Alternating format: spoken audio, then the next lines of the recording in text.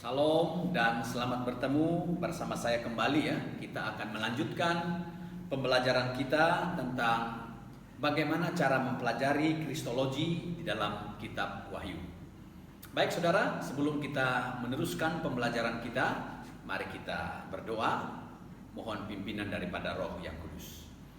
Tuhan Yesus, saat ini kami mau mempelajari akan kebenaran firman-Mu. Mohon Roh-Mu yang Kudus, Guru Agung kami yang mulia, memberi kami pengertian, pengajaran yang benar, supaya kami memahami kebenaran-Mu ini dengan baik.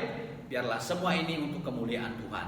Berkati para pendengar dan juga hamba-Mu sebagai pengajar, supaya apa yang kami sama-sama pelajari ini menjadi satu pengetahuan, pedoman kami dalam kami memahami firman-Mu. Di dalam nama Tuhan Yesus hamba mohon semua ini.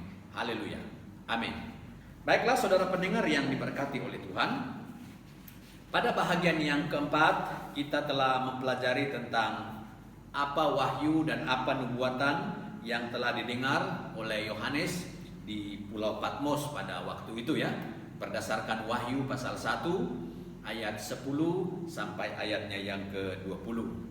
Kalau kita memperhatikan di mana pada waktu itu Yohanes dikuasai oleh Roh Kudus, dan sehingga Yohanes dapat mendengar suara anak manusia bagaikan desau air bah itu dengan tenang, dan sehingga Yohanes dapat menulis apa yang dia dengar dan apa yang dia lihat itu dengan baik dan sempurna. Itu kita boleh lihat di ayatnya yang ke-15 ya, Wahyu pasal 1 ayatnya yang ke-15. Baiklah saudara pendengar yang diberkati oleh Tuhan, sekarang ini kita akan mempelajari apa yang dilihat oleh Yohanes di Pulau Patmos pada waktu itu. Yang pertama adalah Yohanes telah melihat 7 kaki dian dari emas. Itu kita boleh lihat di ayatnya yang ke-12 ya. Lalu aku berpaling untuk melihat suara yang berbicara kepadaku. Dan setelah aku berpaling, tampaklah kepadaku 7 kaki dian dari emas. Jadi saudara, kaki dian emas yang dimaksudkan oleh Yohanes di sini adalah itu menunjukkan 7 jemaat yang ada di 7 kota di Asia Kecil pada waktu itu. Jadi itu menunjukkan orang-orang Kristen yang berada di 7 kota di Asia Kecil pada waktu itu ya. Jadi orang Kristen pada waktu itu diilustrasikan sebagai kaki dian dari emas yang menyala, yang menerangi, baik dalam bait suci atau kemah suci. Jadi saudara, simbol kaki dian emas itu menunjukkan bahwa orang-orang Kristen yang ada di 7 kota itu adalah terang Kristus yang menerangi hati manusia, agar manusia yang berdosa akan bertobat dan kembali kepada jalan Tuhan. Itu boleh kita lihat di dalam Wahyu pasal yang kedua ayatnya yang ke-5, di mana Tuhan Yesus mau supaya jemaat yang ada di kota Efesus bertobat dan kembali untuk mengasihi Tuhan. Karena jemaat Efesus mereka tidak lagi mengasihi Tuhan ya. Nah justru itu Tuhan katakan kamu jatuh sangat dalam. Sehingga Tuhan mau supaya mereka bertobat.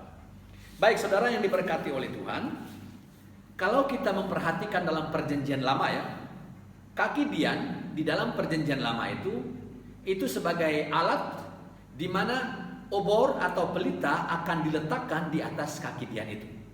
Sehingga pelita itu akan mengeluarkan cahaya dan menerangi dalam bait suci atau kemah suci itu.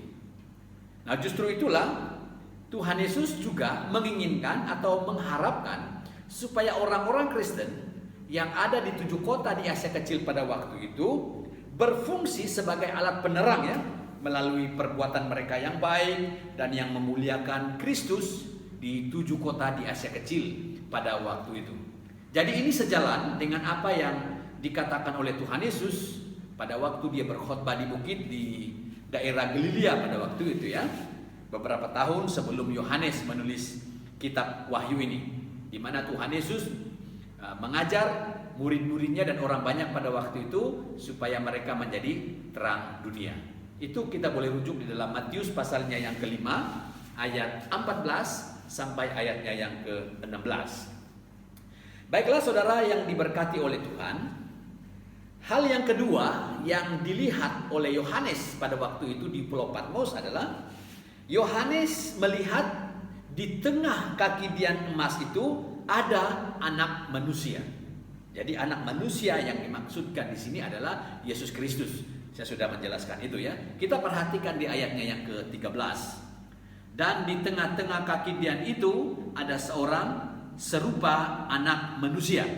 Nah, jadi yang dilihat oleh Yohanes pada waktu itu adalah anak manusia. Jadi anak manusia yang dilihat oleh Yohanes adalah, kita lihat dia berpakaian jubah yang panjang sampai di kaki. Kita boleh lihat di ayatnya yang ke-13 juga ya. Dan di tengah-tengah kaki dian itu ada seorang serupa anak manusia berpakaian jubah yang panjangnya sampai di kaki, dan dadanya berlilitkan ikat pinggang dari emas. Jadi saudara, ini menggambarkan bahwa Yesus itu adalah imam dan raja. Jadi itu ya, berpakaian jubah dan panjang sampai kaki itu merupakan simbol seorang imam dan raja. Jadi anak manusia yang dilihat oleh Yohanes itu adalah seorang imam yang sejati dan seorang raja yang sejati. Lalu dadanya berlilit ikat pinggang dari emas. Itu dilihat di ayatnya yang ke-13 ya. Jadi ini adalah imam dan raja. Jadi saudara, bermakna anak manusia yang dilihat oleh Yohanes itu adalah seorang imam yang sejati dan seorang raja yang sejati. Nah, yang seterusnya, di mana Yohanes melihat bahwa kepala dan rambut anak manusia itu putih bagaikan bulu yang putih metah.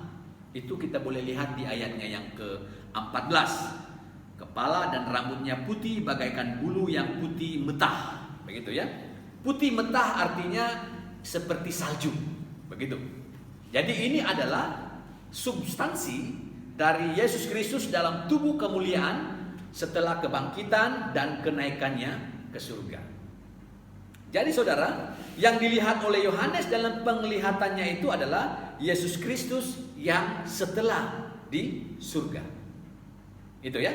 Nah, terus anak manusia yang dilihat oleh Yohanes adalah Yohanes melihat bahwa mata dari anak manusia itu bagaikan nyala api. Dan itu kita boleh lihat di ayatnya yang ke-14.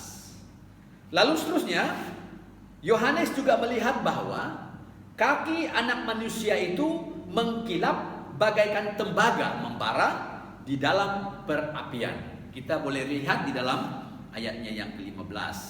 Dan kakinya mengkilap bagaikan tembaga membara di dalam perapian. Nah, itu yang dilihat oleh Yohanes ya, tentang anak manusia itu.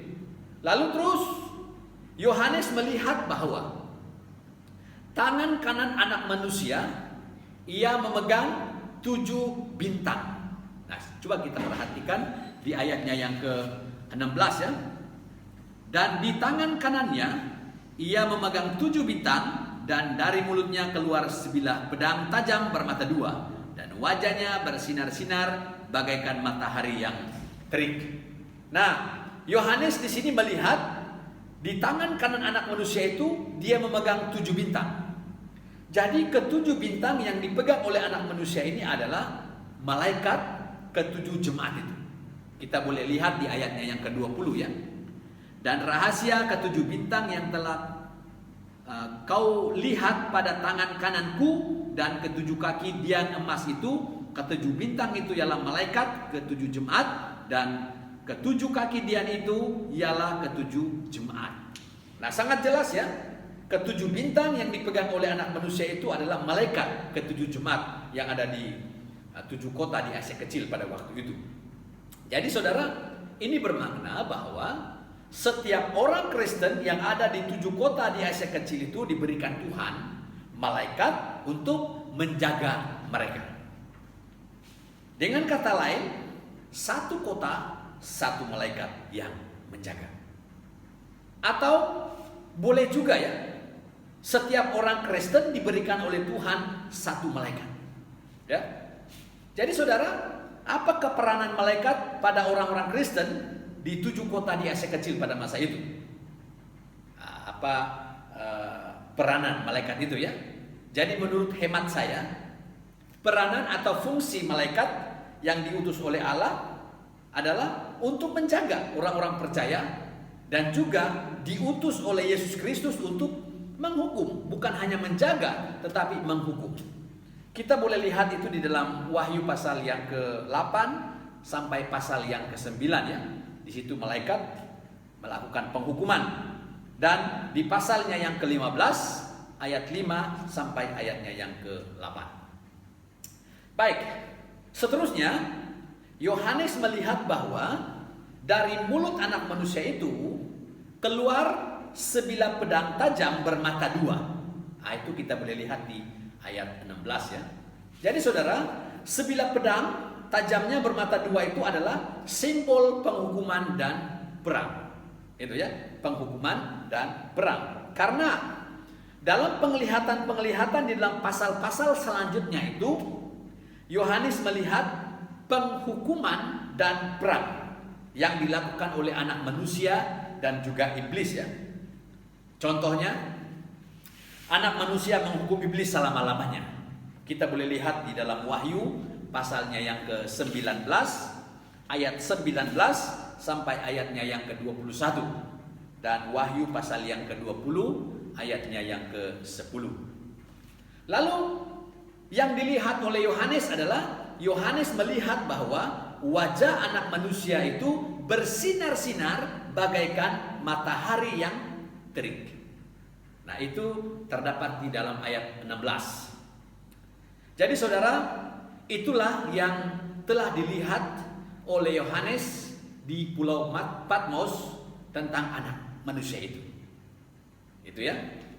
Nah, jadi saudara, apa yang kita dapat simpulkan dari apa yang sudah kita bahas tentang kristologi dalam kitab Wahyu ini, dari bahagian yang pertama sampai sekarang ini, saya dapat simpulkan ada beberapa hal yang perlu kita pelajari ya, yang perlu kita ketahui kalau kita mempelajari tentang kristologi ini.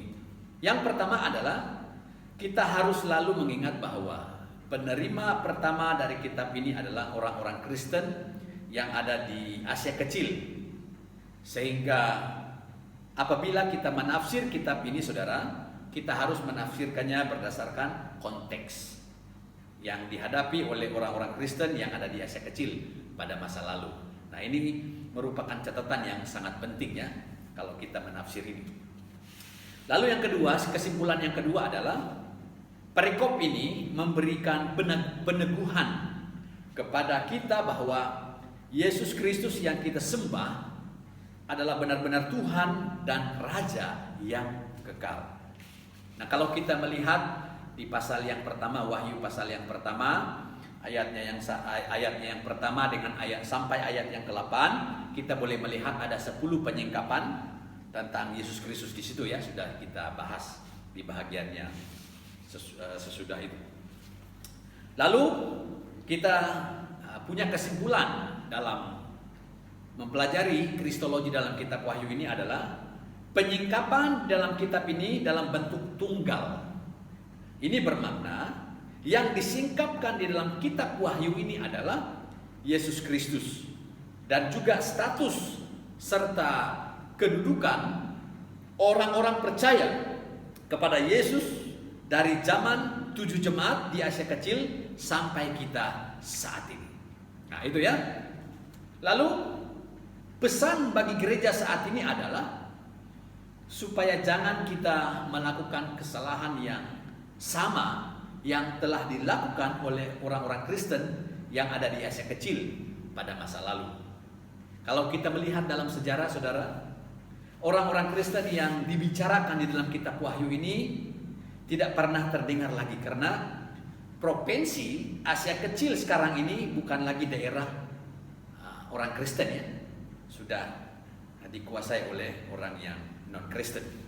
Jadi saudara, orang-orang Kristen yang ada di kota-kota ini sudah sangat sedikit lagi tinggal. Nah, jadi ini bermakna bahwa ada kesalahan yang besar yang telah dilakukan oleh 7 jemaat di Asia Kecil pada masa lalu. Yang harus kita pelajari di sini adalah jangan kita melakukan kesilapan atau kesalahan yang telah mereka lakukan di masa lalu. Terus yang harus kita ingat bahwa genre ya dari kitab Wahyu ini adalah bergenre apokaliptik dan profetik. Kesalahan dalam memahami genre akan berdampak atau berakibat pada hasil tafsirannya. Umumnya orang salah menafsir dan memahami kitab Wahyu karena orang-orang tidak mengetahui bahwa genre kitab Wahyu ini adalah bergenre apokaliptik dan profetik. Nah, inilah kesimpulan dari pelajaran yang sudah kita pelajari dari pertama sampai sekarang ya. Dan saya harap ini dapat membantu serba sedikit Bapak Ibu para pendengar di luar sana pada saat saudara mempelajari tentang Yesus Kristus atau kristologi dalam kitab Wahyu ini. Dan semoga kita dapat bertemu di lain waktu dan kita akan terus mempelajari tentang kitab Wahyu ini. Baiklah, kita bersyukur, mari kita berdoa. Terima kasih Tuhan kebersamaan kami untuk belajar tentang kristologi dalam kitab Wahyu ini. Hamba percaya Tuhan pasti memberkati para pendengar, demikian juga hamba-Mu, supaya kami dapat memahami kebenaran-Mu ini dengan baik dan dapat mengaplikasikan kebenaran ini dalam kehidupan kami setiap saat. Di dalam nama Tuhan Yesus kami bersyukur. Haleluya. Amin.